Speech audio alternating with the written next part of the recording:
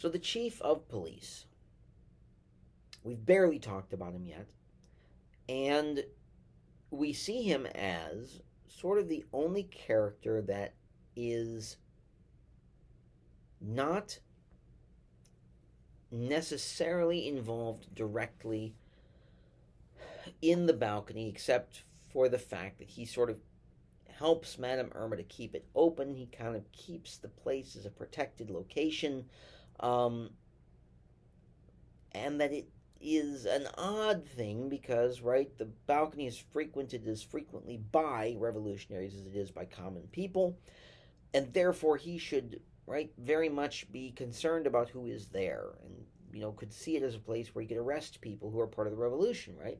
But what is he most concerned with? Well, what we learn in his conversations with Madame Irma are that his fantasy is not to be a part of any of these fantasies. He doesn't want to become anybody, right, in the balcony. He doesn't want to become a priest or a judge or a general, right? He is the chief of police. He wants to know if he has been portrayed yet, right? He believes that if you are portrayed in the balcony, that your image, right, has now gotten to the point where it has become somewhat immortal, right?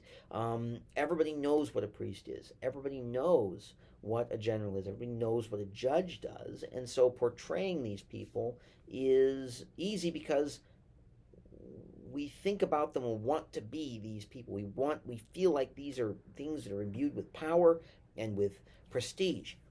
He has not yet seen himself portrayed, and so he keeps asking, who's going to portray me? Who's going to become me? Who wants to be the chief of police? And nobody does it until the very end. And who does it? Well, it's the main revolutionary. The main revolutionary wants to come in and become, right, the chief of police. And this is after the revolution has sort of come to an end, right? And one of the main revolutionaries comes in and wants to portray the chief of police, which, if we read into it, right, Genet could be, right, saying again, right, that, when you lose, when you've been defeated by something, sometimes you want to take on that role to feel as if you are powerful again, right? You've been beaten by something, so you want to be that thing so that you can be more powerful in it, right? Maybe, right? Symbolically, we can sort of look at it this way. And what we see is that, the chief of police watches, right, this guy go in, right, this counter-revolutionary go in and sort of take on the role of the chief of police, and then he castrates himself, right, in the middle of the studio, right? And this is, of course, right, a shameful thing, right? It sort of makes that the image of the chief of police will forever appear as a castrated figure within the legend and the lore of the balcony. But the chief of police figures that this is fine, right? He basically then says, fine, I will go down to, right, my room where they've prepared my scene, right, of being the chief of police, and I will go into my mausoleum, right, and I will live there forever.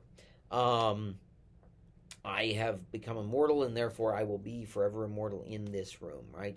It's a very odd ending to the play, right? And in the film, it does not end this way at all, right? This would have been a very difficult thing to portray in film. Somebody going in and castrating themselves, and then, right, the person who, symbolically been castrated goes and, lives in a tomb forever. Understandably, right? Not going to make it into a film. But for Genet, right, as soon as, right, the revolution starts up after the chief of police has been sort of entombed, we understand, right, that the chief of police's only goal this entire time wasn't necessarily to be concerned about revolution, wasn't necessarily be concerned about whether there was law and order. His idea was, can I become a symbol? Can I become something greater than I am? Because a symbol doesn't change, right? A symbol can be itself forever, right? Doesn't have to be anything, right, other than what it is. And I think this is sort of where we see, right, again, the difference between reality and symbol, right? Again, the characters who portrayed the judge, the priest, the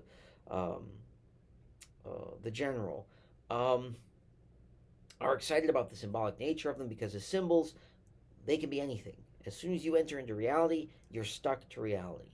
Um, the chief of police wants to go back to, right, this immortality and this glory that exists in a symbol because being the actual thing takes work. It takes responsibility. He doesn't want it anymore. He sort of goes backwards, right? Whereas the others end up having to ascend into responsibility. He decides to go back into symbolism. Will the balcony be the same as it was before the revolution, before all these events?